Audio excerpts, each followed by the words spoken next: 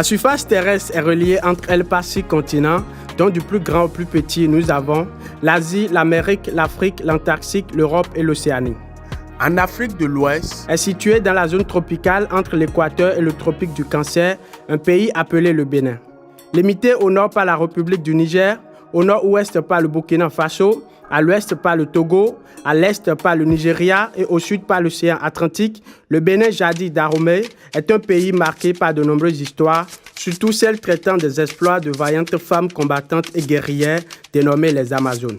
Femmes au cœur d'or, au corps fort et aux esprits équipés, les Amazones, encore appelées les Minons, constituent un ancien régiment militaire entièrement féminin fond du royaume du Dahomey.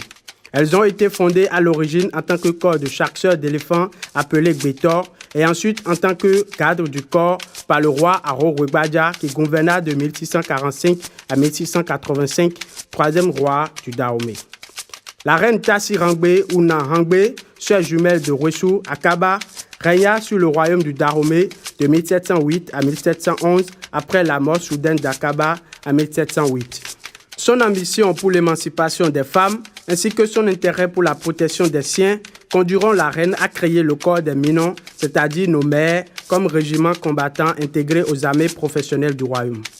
Le roi Gezo viendra ensuite donner une grande importance à l'armée féminine qui était composée d'environ 5000 guerrières.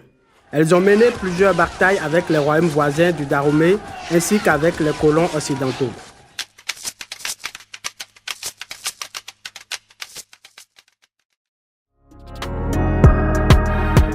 De la même façon qu'il paraît fortement incontestable de reconnaître le rôle des Amazones dans l'indépendance et la sauvegarde du Bénin, c'est de cette même façon que l'immortalisation des Amazones et de leurs histoires est restée depuis fort longtemps une idée préoccupante. Cette décision d'immortalisation des Amazones à travers la construction de la statue Amazone est prise par le gouvernement béninois lors du Conseil des ministres tenu le 17 juillet 2019.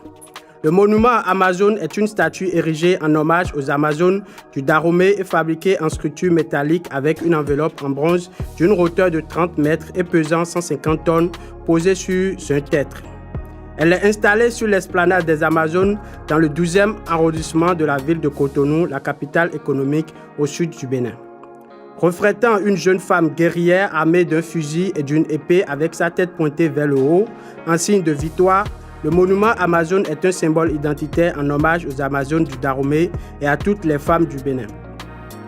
Inauguré le 30 juillet 2022 par le président de la République du Bénin, Patrice Talon, cette noble et gigantesque statue est située entre le boulevard de la Marina et l'océan Atlantique, en face de la place de l'Indépendance et du palais présidentiel et tout à proximité du port autonome de Cotonou. C'est sans le moindre doute une visée considérable aux frontières et au développement du tourisme du pays.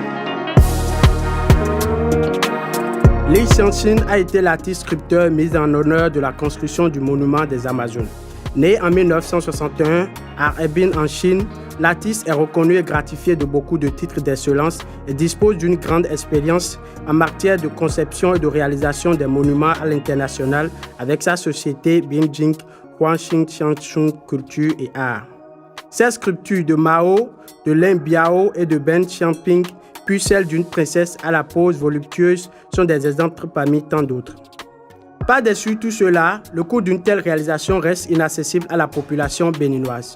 Où nous resterons sur ce mystère gouvernemental où l'État nous fait grâce de connaître les billets investis pour l'obtention d'un si important résultat exaltant. Chers Béninoises et Béninoises, Nga Cyril à la présentation. À bientôt.